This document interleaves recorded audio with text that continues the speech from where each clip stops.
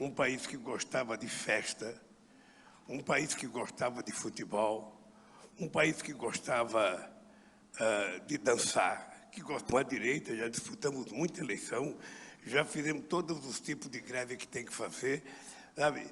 E você falava de forma muito civilizada, as pessoas falavam, discutiam, brigavam, sentavam, acordavam e a vida continuava. Hoje não. Hoje todo mundo está tendo mais cuidado. Todo mundo está sendo mais ameaçado. E não é só no Brasil, é numa parte do mundo. Nós vimos o que aconteceu agora na Itália. Ou seja, a extrema-direita, com a cabeça fascista, ganhou as eleições lá. A gente sabe o que acontece na Hungria. A gente sabe que aqui no Brasil tem representação e a família do atual presidente, ela representa esse segmento raivoso da direita internacional que construiu o inimigo. O inimigo dessa direita é o Fórum de São Paulo. Nem todo mundo aqui sabe o que é o Fórum de São Paulo. E eu vou contar um pouquinho para vocês verem como o mundo é difícil. Em 1990, eu tinha disputado as eleições com o Collor. Em 1990, em julho, eu tive a ideia de convocar uma reunião com todos os partidos de esquerda da América do Sul. Da América Latina, na verdade. Porque em 1985, eu tinha dado uma declaração de que eu não acreditava que um operário pudesse chegar à presidência da República pelo voto. Não acreditava. Eu dizia que os de cima jamais deixariam a gente chegar pelo voto. Quando foi em 89, eu cheguei tão perto. Eu fui para o segundo turno e a gente chegou tão perto de ganhar as eleições que eu descobri que era possível, sim. Era possível a gente ganhar pelo voto sem precisar dar um tiro, sem precisar fazer nada de guerra. Era só organizar um pouco o povo que a gente chegaria. E como na América do Sul, na América Latina, tinha muitas organizações, tinha a Revolução, sabe, na Nicarágua, em 80, teve El Salvador, tinha grupo de esquerda revolucionária em tudo quanto é país. Eu fiz questão de chamar todo mundo aqui para dizer para os caras, cara, a gente pode chegar pelo voto, a gente pode se organizar e acreditar no povo que a gente pode chegar pelo voto. E, obviamente, que todo mundo chegou no Argentino Kirchner, chegou o Chaves, chegou o Evo Morales, sabe? Chegou o Rafael, chegou o Pepe Mujica, todo mundo participava do Fórum de São Paulo. E, ao invés de ficar tentando organizar lutas invencíveis, a gente organizou a luta vencível, porque a democracia permite isso. A democracia permite. Veja, no nosso continente, o Evo Morales é um país que tem 80% da população indígena. Os governantes da Bolívia sempre eram pessoas que quase não sabiam falar espanhol, só falavam inglês. E, de repente, o Evo Morales é eleito presidente da Bolívia. Um país como o nosso, que era a 8ª economia do mundo, quer dizer, eleger um operário metalúrgico sem diploma universitário para presidente, era uma ousadia do povo brasileiro. Era uma coragem do povo brasileiro. Como é que o povo resolveu colocar alguém igual eles? Porque não havia o hábito, era sempre por de cima, na presidência da República. E o mesmo aconteceu nos Estados Unidos. Quando eu fui visitar o Obama, logo que ele ganhou as eleições, eu falei para o Obama, você não terá dificuldade para governar. É só você ter a coragem que o povo pobre dos Estados Unidos e os negros tiveram de votar em você. Você tem que fazer valer o voto que você teve. É para essa gente que você tem que governar. E agora nós estamos vendo a direita ganhar espaço em muitos lugares. E uma direita raivosa. Pessoas que não conhecem a palavra democracia, não conhecem a palavra respeito. Eu tenho lido que atritos em igreja, o padre está fazendo o sermão e aparece alguém e levanta para agredi-lo, sabe, fisicamente. Você todo dia vê uma briga, já está acontecendo morte. Quando, na verdade, nós queremos é paz. O que nós queremos é paz, é democracia. Eu digo todo dia, o povo pobre não quer muita coisa. Primeiro, ninguém fez opção para ser pobre. É a única coisa que ninguém faz opção. Todo mundo gostaria de ser menos pobre. E o que as pessoas querem? As pessoas querem morar, as pessoas querem trabalhar, as pessoas querem comer, as pessoas querem estudar, as pessoas querem ter acesso à cultura, as pessoas querem poder ter um dinheirinho para ir no cinema, num teatro, para visitar um parente. Tudo isso está na Constituição. Tudo isso está na Bíblia. E tudo isso está na Declaração Universal dos Direitos Humanos. Então, nós não estamos fazendo nada ilegal quando a gente começa a fazer isso. Eu estava lembrando que eu era presidente do sindicato, a gente passava o mês fazendo reivindicação. A gente ia na porta da fábrica, fazia a reivindicação, fazia a assembleia e entregava a pauta de reivindicação para o empresário. O empresário negava. Era um direito dele negar. Ele poderia não concordar. Mas a gente tinha para oferecer ao empresário a nossa força de trabalho. Como ele não tinha atendido a nossa reivindicação, a gente, então, deixava de trabalhar. O que é engraçado é que o Estado e o seu corpo policial nunca foram bater num patrão porque não atendeu os trabalhadores. Mas viu bater nos trabalhadores quando não atendia o patrão. Ou seja, numa demonstração de que a estrutura do Estado ela foi feita para segurar os privilégios. Ela não foi feita para garantir direitos. E é por isso que muita gente fica com ódio da gente. E fica com gente de todas as pessoas da igreja progressista, das pessoas, já pode ficar certo. Eu convivi muito com a teologia da libertação, eu sei o ódio, eu conheci Hugo Gutierrez, do Peru, figura fantástica. Bem, então, companheiros, nós fomos eleitos presidente da República. Qual foi a diferença do nosso governo? A primeira coisa é que eu sabia de onde eu tinha saído e eu sabia para onde eu ia voltar. Eu ia voltar para a mesma casa, a 600 metros do sindicato, que me levou à presidência da República. Eu não falava inglês, nem francês, nem espanhol, eu não podia ir para Paris, passar 2 anos estudando, ou para Londres, ou eu ia voltar para São Bernardo do Campo. E se o pessoal quisesse, ia para a porta de fábrica, fazer assembleia e discutir com os trabalhadores. O que nós fizemos de inovação? Nós fizemos 74 conferências nacionais. No meu governo, todas as políticas públicas que nós implementamos foram resultados de conferências municipais, conferências estaduais e conferência nacional. De todos os assuntos, de todos. Sabe, de cultura a pessoa com deficiência. Tudo foi decidido e tudo foi implementado na medida que a gente ia conquistando espaço para aprovar as coisas. E esse país chegou um momento de rara felicidade. Esse país estava alegre. Os aeroportos estavam cheios de pobres viajando. A gente não viaja de ônibus porque a gente gosta. Viaja porque não tem dinheiro para viajar de avião. Mas quando os pobres passaram a ter um dinheirinho, eles também começaram a viajar de avião, e aí a elite começou a dizer que os aeroportos tinham virado rodoviária. Incomodou. Como incomoda os pobres virem querer tomar banho de sol no Parque do Ibirapuera?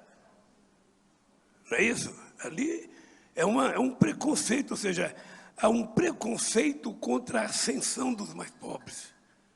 Mesmo que você não queira tirar nada dos outros, mas só pelo fato do pobre chegar perto de você, já causa um certo pânico.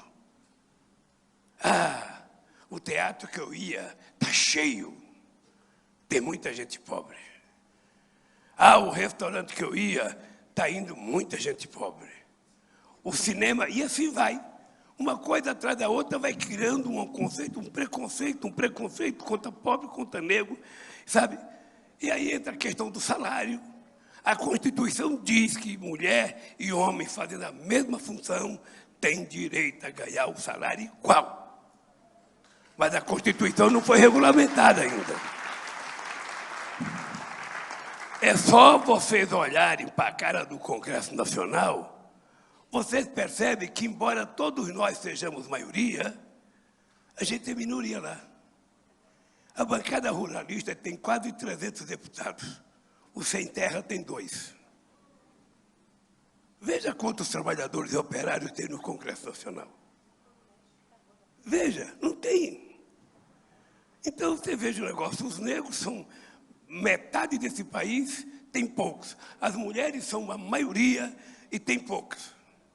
Eu lembro que quando a Irma Passoni foi eleita deputada federal, não tinha banheiro para mulher no café do Congresso Nacional. Porque não estava previsto mulher. Não fazia parte da cultura desse país a mulher ousar ser deputada.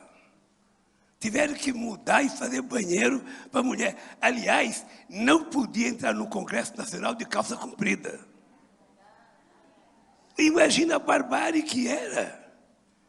E nós conseguimos avançar. E a coisa que eu tenho mais orgulho, o Gilberto Carvalho, que está aqui, a gente tentou fazer uma coisa que era fazer uma consolidação de todas as políticas públicas que a gente tinha feito. Não deu tempo de fazer. E eu também fiquei com medo de mandar para o Congresso Nacional, e o Congresso Nacional joga fora o que a gente tinha feito. Esperamos para ver se ia mudar para melhor o Congresso, mudou para pior. Então, veja, eu tenho a experiência de que só tem sentido eu estar nessa disputa se a gente tiver como obrigação que o povo decida as políticas que a gente vai colocar em prática no país. Senão a gente não muda nada. Eu anunciei esses dias que eu vou criar um Ministério dos Povos Originários. E vou criar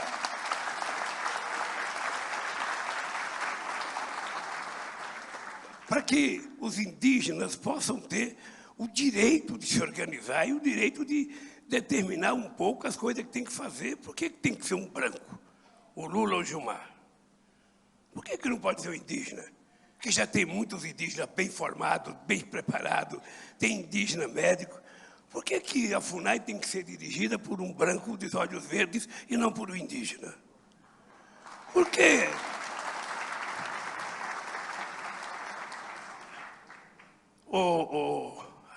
Então, nós estamos vivendo esse momento difícil. Eu nunca vivi um momento como esse no Brasil. Quando houve o golpe militar, eu tinha 17 anos. Naquele tempo, dentro da fábrica, os mais velhos diziam que tinha sido bonito o golpe. Eu não esqueço nunca. Eu estava comendo de marmita às 6 horas da tarde, na fábrica de parafuso. E aí, um companheiro mais velho, ele devia ter uns 50, 60 anos. Ah, graças a Deus, o exército vai consertar o país. O exército vai acabar com o comunismo. E foi assim que aconteceu o golpe com a sociedade brasileira, vendo o que ia acontecer, com um monte de mentira contra as pessoas de esquerda, contra as pessoas como Paulo Freire, uma pessoa como tantas outras pessoas que foram atacadas barbaramente só porque pensavam diferente. E agora a coisa piorou. O que me deixa tranquilo é que nós vamos ganhar as eleições, Xalita. Nós vamos ganhar as eleições. E nós precisamos, e nós vamos precisar muito de vocês.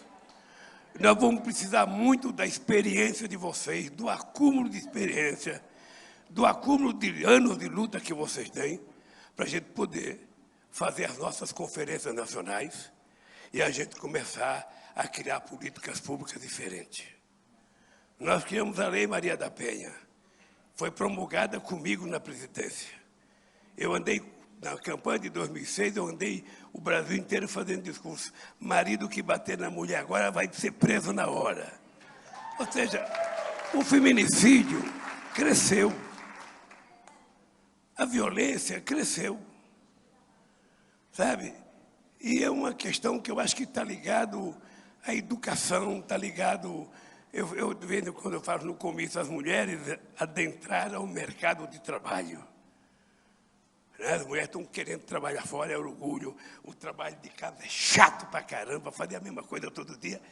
Mas o problema é que a mulher conseguiu sair para trabalhar, mas o parceiro homem não entrou dentro da cozinha para repartir com ela as tarefas. Então, ela continua trabalhando fora, trabalhando dentro, ou seja, é uma dupla ou tripla função que tem a mulher. Então, essas coisas nós vamos mudar como? Nós vamos mudar tentando organizar a sociedade, criando, ou seja, muita coisa nova para administrar esse país, quem sabe criando os conselhos. Como é que eu posso enfrentar o orçamento secreto? O resultado da eleição foi que o Congresso eleito é conservador. Vocês viram quem foi eleito senador. Então, como é que a gente vai mudar? Eu não sei se é possível, Haddad, mas nós podemos tentar incluir, tanto a nível de Estado quanto a nível nacional, o orçamento participativo, que foi a coisa mais... Sabe, eu não sei como é que a gente pode fazer, mas hoje, com esse mundo digitalizado, com a internet, a gente pode colocar o orçamento na internet e pedir sugestão para as pessoas, só para 2024, porque o orçamento de 2023 já está pronto. Já foi entregue ao Congresso Nacional. Então, nós vamos ter um ano muito complicado. Muito complicado. E aí é preciso ter a organização para a gente fazer as mudanças que precisam ser feitas. A fome voltou e voltou pior do que estava em 2003. Pior. Ela voltou muito mais grave. Eu não consigo entender como é que esse país, que é o terceiro produtor de alimento do mundo, que é o primeiro produtor de carne do mundo, sabe, tem a gente vivendo às custas de osso, de carcaça de frango. Nós vamos precisar fazer muito trabalho social e eu acho que as igrejas podem ajudar muito a gente a fazer muita coisa. Nós temos muita coisa para cuidar. Eu diria para vocês uma coisa, tem tanta gente com deficiência que a gente tem que cuidar. Porque muitas vezes a família tenta esconder uma pessoa que está, sabe, portador de deficiência, quando, na verdade, nós temos que criar condições. Sabe? Nós temos um problema sério com o autismo hoje no Brasil. Sabe? A coisa que as pessoas mais falam para mim, Lula, eu tenho um filho autista, sabe? Não tem como cuidar, o Estado não ajuda. Nós vamos ter que criar políticas próprias para isso. E o ministro da Fazenda não pode dizer que não tem dinheiro. É tentar cuidar das pessoas que efetivamente mais precisam. Eu, se tivesse o juízo, eu não estaria concorrendo a presidente da República. Eu casei em junho com a Janja, eu iria fazer uma viagem para Garanhuns. Acontece que eu não posso. Eu digo todo dia, quem tem uma causa não tem idade, não fica velho. A gente só fica velho se a gente não tiver uma motivação para a gente viver. Se a gente levantar todo dia, sabe? Veja, eu sei, Frei Davi, eu sei que é possível aumentar o salário mínimo sem causar inflação.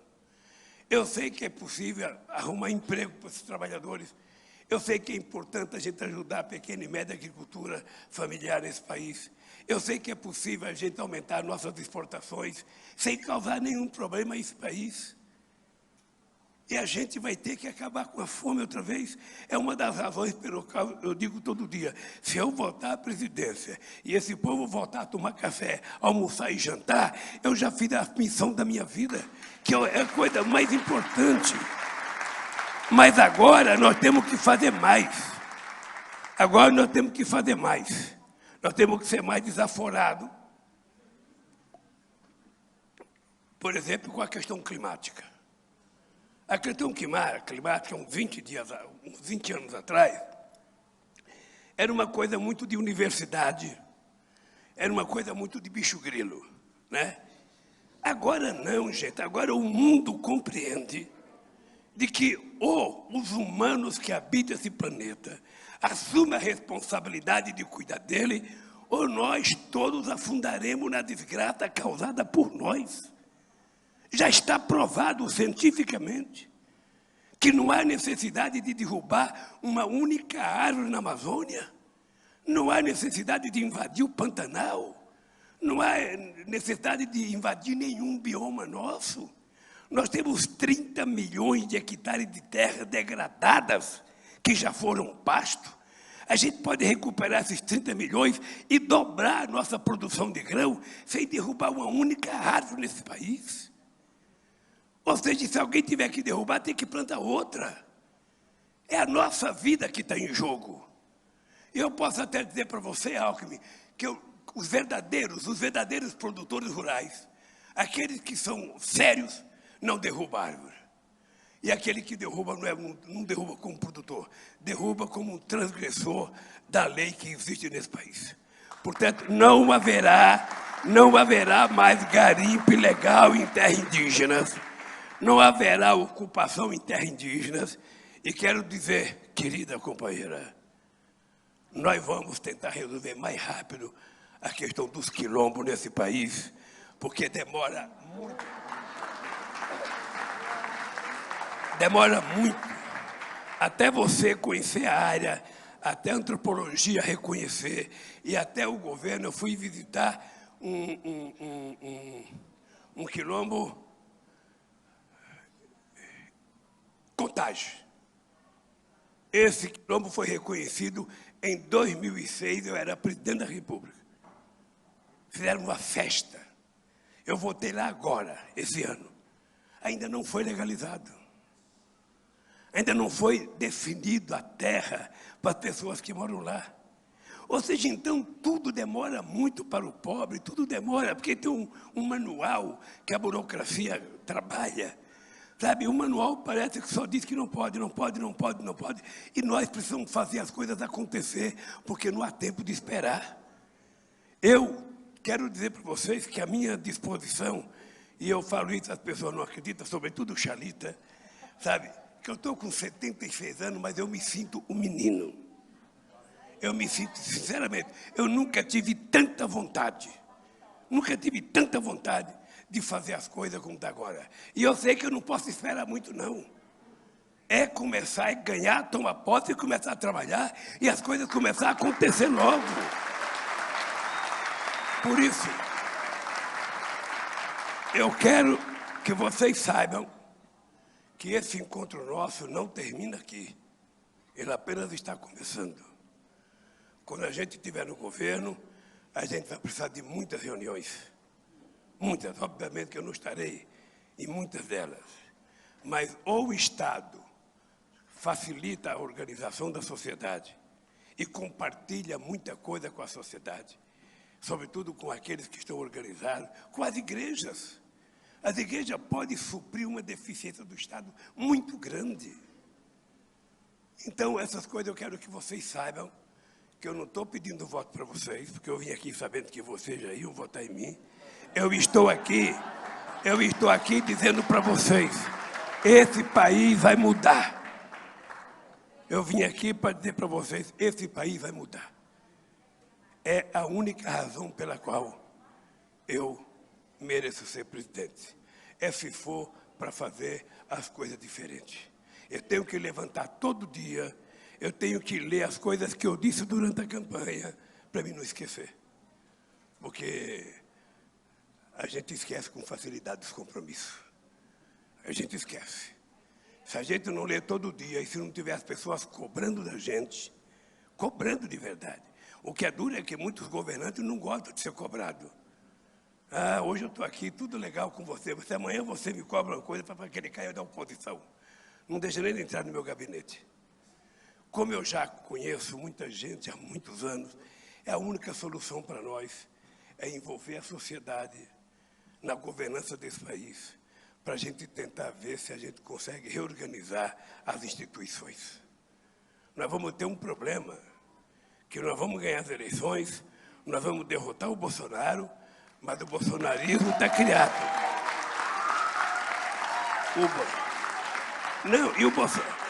Mas depois nós temos que conscientizar a sociedade para que ela, sabe, não crie no bolsonarismo uma política, sabe, definitiva no Brasil, que é o que a extrema-direita está tentando fazer, aqui e em outros países. Em quase todos os países, é verdade. Portanto, eu quero agradecer a vocês, querido. Você sabe que uma coisa que eu disse comigo, que eles ficam com muita raiva, é porque a vida está difícil. Carne está difícil para o povo pobre comprar. Então, o que eu tenho dito? A gente vai voltar a viver mais dignamente e a gente vai voltar, pelo menos um final de semana, a gente vai reunir a família para comer um churrasquinho. Não tem sabe? Sobre nordestino é muito pobre, mas nordestino não sabe comer sem uma carne, seja de cabrito, seja de bode. E agora está difícil para o povo. Está muito difícil a situação. Sabe? As pessoas para comprar uma carne para comer, está muito complicado. Então, veja, nós temos que resolver isso gerando empregos. Nós temos que... Sabe quanto tempo faz que não aumenta o salário mínimo? 4 anos. Faz 4 anos que o salário mínimo não tem aumento real. Sabe quantas pessoas são envolvidas com o salário mínimo? 36 milhões. 36 milhões de pessoas fazem 4 anos que não tiveram nenhum aumento real no salário. A massa salarial dos trabalhadores, que no nosso governo 90% das categorias faziam acordo acima da inflação, agora todos estão fazendo abaixo. Como é que a gente conserta isso? Com um pouco de ousadia, muita coragem, porque senão a gente não faz. Eu diria ousadia porque sempre haverá aqueles que vão dizer: cuidado, Lula, você não pode fazer isso, isso custa dinheiro. A gente tem que perguntar quanto custou a gente não fazer as coisas no tempo certo. Quanto custou não alfabetizar esse país há 50 anos atrás? Quanto custou não fazer reforma agrária há 50 anos atrás? Quanto custou a esse país a gente não ter feito as universidades que era preciso fazer nesse país? Então fica mais barato fazer do que não fazer. Fica muito mais barato fazer porque a gente tem retorno imediato. Eu quero...